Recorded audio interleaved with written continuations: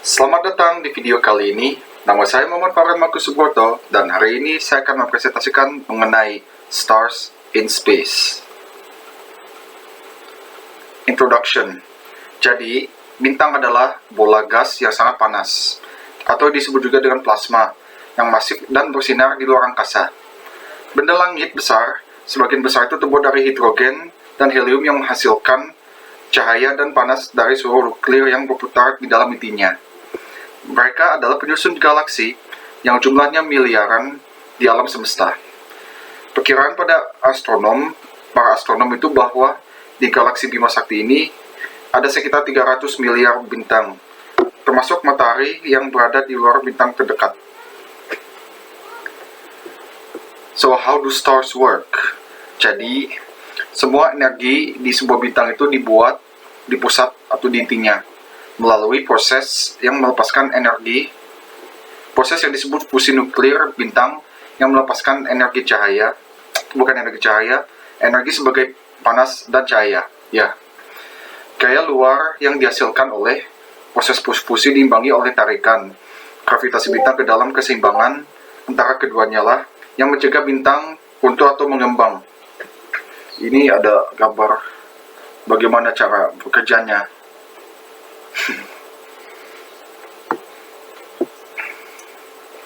Jadi, source classification. Jadi, bintang itu dikelompokkan ke dalam 7 kategori utama, atau disebut juga dengan kelas. Ini dibuat oleh astronom yang bernama Annie Jump Cannon. Kelas-kelas itu disebut O, B, A, F, G, dan M. Bintang di kelas O adalah yang paling masif dan yang panas. Bintang di kelas M itu adalah yang paling kecil dan yang terdingin. Warna cahaya yang dipancarkan bintang dikendalikan oleh suhunya. Bintang O itu lebih panas bersinarnya dan juga lebih biru. Dan kalau untuk bintang M itu lebih dingin dan bersinarnya itu biasanya lebih merah. Suhu sebuah bintang bergantung pada berapa banyak massa yang dimilikinya. Ini ada tabel untuk klasifikasi bintangnya, dan kanan ini ada juga saya bisa pindah ya.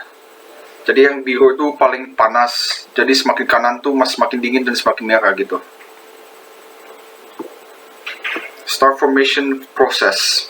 Jadi pembentukan bintang terjadi pada pusaran awan gas dan debu yang berkali-kali lebih besar dari tata surya pada umumnya.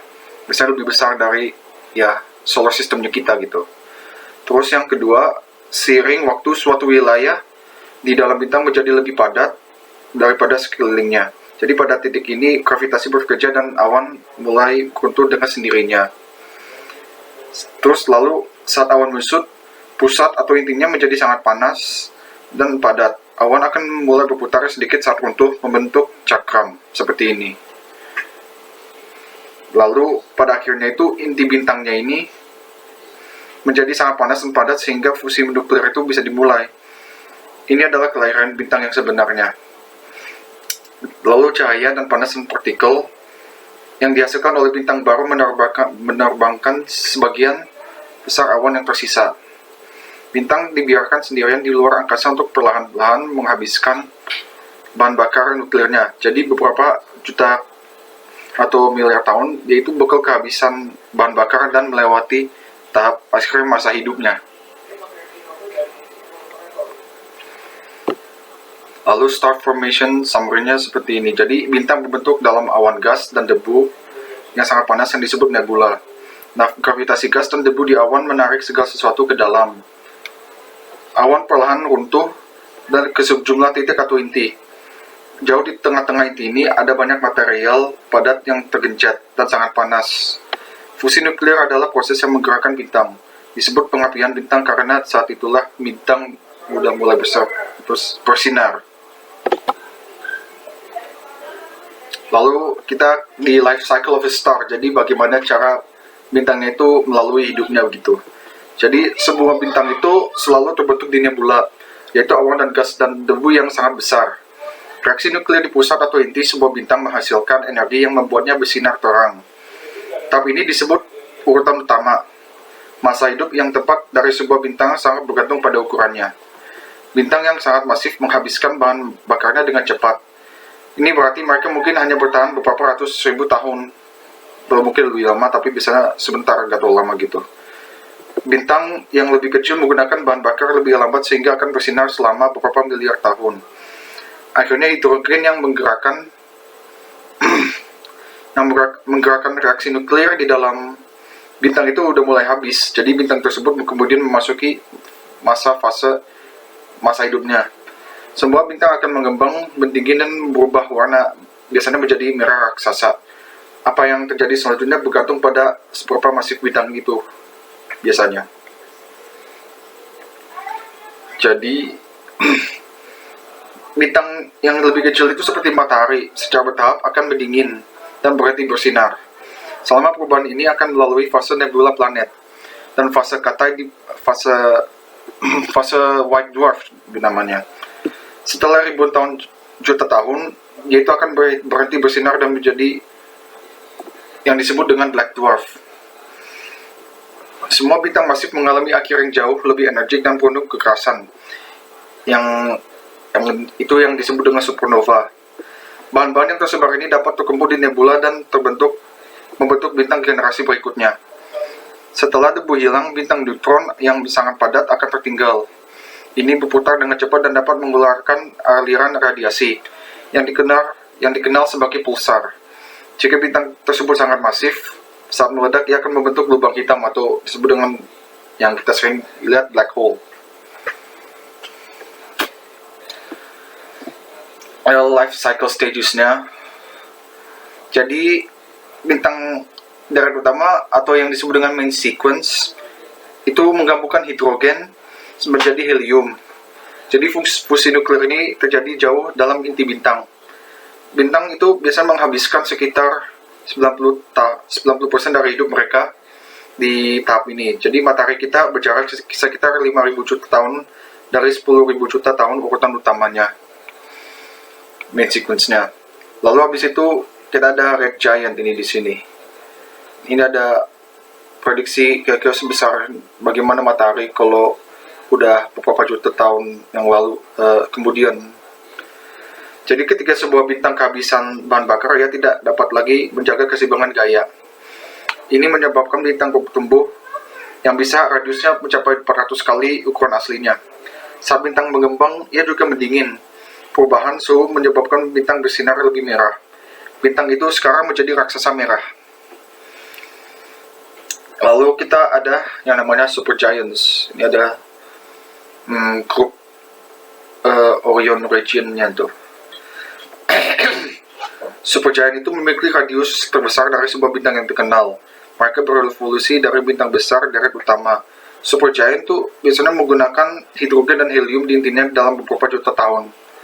Mereka itu lalu kemudian mulai membakar karbon.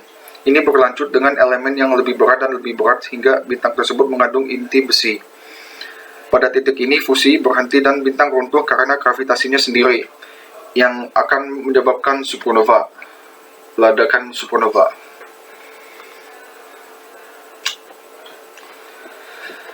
Fase nebula planet adalah tahap akhir dalam kehidupan bintang bermassa rendah. Selama fase ini, bintang melepaskan lapisan terluarnya. Ini menciptakan cangkang gas yang sangat panas dan mengembang dan bercahaya. Nebula planet hanya bertahan beberapa puluh ribu tahun. Lalu habis itu kita ada outer layers of the nebula. Lapisan luar nebula menjauh dari bintang meninggalkan yang disebut dengan white dwarf. White dwarf itu biasanya kecil sekali. Ukurannya itu hampir sama. Kalau misalkan dari hal volume itu seperti bumi. Lalu tapi kalau masanya itu kira-kira sama banyaknya seperti matahari. Lalu kita ada supernova, yaitu ledakan besar di luar angkasa. Itu berlangsung selama tahap akhir kehidupan beberapa bintang. Ketika sebuah bintang masif mencapai tahap akhir evolusinya, intinya semakin besar terbuat dari besi. Bintang tidak dapat memadukan unsur-unsur yang lebih berat dari besi. Ini berarti fusi berhenti. Pada titik ini tidak ada tekanan keluar untuk menyimbangkan tarikan gravitasinya ke dalam. Gravitasi menarik sebuah materi di bintang ke arah targetnya, ke arah tengah. biasanya. Ini memulai keruntuhan bintang yang tiba-tiba dan cepat. Lalu kita ada neutron star. Itu adalah runtuhan inti dari bintang yang sangat masif. Ini yang tersisa dari bintang setelah ledakan supernova biasanya. Ketika sebuah bintang bermassa tinggi mendekati akhir masa hidupnya, lapisan luarnya runtuh ke intinya. Ini menekan inti bintang ke titik di mana atom-atomnya itu udah hancur, berantakan. Yang sisanya cuma neutron aja. Bintang neutron dapat memiliki massa yang sama dengan 1 atau 2 matahari. Lalu kita ada black holes. Ini benda yang sangat berbahaya. Jadi lubang hitam adalah objek yang sangat aneh. Mereka itu dibuat setelah ledakan supernova. Ini terjadi ketika bintang yang sangat masif mendekati akhir hidupnya. Setelah supernova, apapun yang tersisa dari bintang akan tergencet dan dipadatkan menjadi objek yang sangat kecil dan padat. Ini itu berarti jadi lubangnya hitam. Setelah terbentuk, mereka itu tumbuh dengan menarik gas, debu, bintang, dan mungkin lubang hitam lainnya yang di sekitarnya. Ini adalah sumber-sumbernya. Dan terima kasih.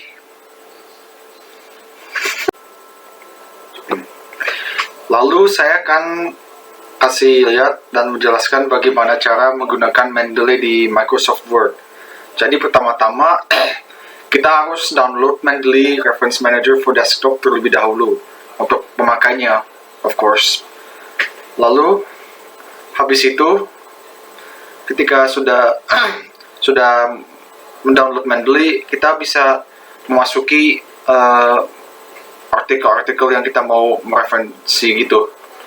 Jadi kita add new files from computer, lalu boleh pilih terserah artikel yang mana yang ingin dimasuki untuk mereferensikannya. Saya sudah masukin 2. Lalu habis itu sebelum untuk memakai Mendeley di Word, kita harus install Mendeley site for Microsoft Word terlebih dahulu.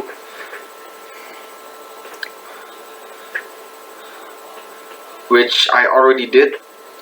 Saya sudah melakukan itu. Jadi sebenarnya udah masuk.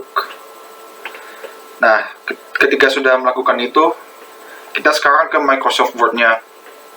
Nah, dari itu kita ke References, lalu kita ke Mendeley site yang di kanan atas ini. Lalu kita terserah kita mau tulis kata apa, seperti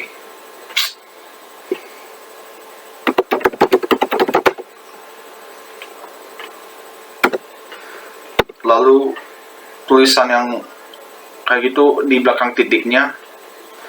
Lalu kita ke References, lalu pilih artikel yang kita mau referensin. Jadi kali ini saya coba pakai yang ini.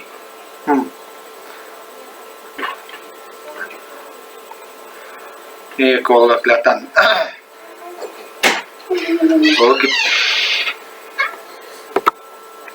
Kalau kita insert one citation, kita udah dapat ini. Terserah kita mau bagaimana lagi.